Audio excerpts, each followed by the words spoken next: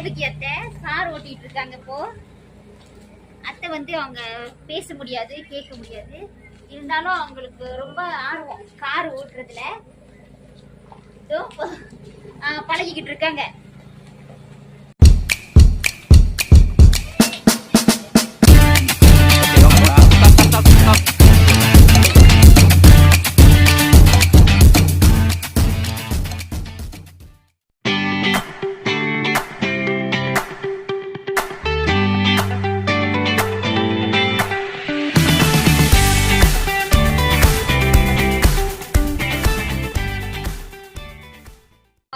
தமிழக தேசிய தலைவர் டாக்டர் முரளி அண்ணா அமைதியா எல்லாமே சைலண்டா செய்துட்டு இருக்காரு.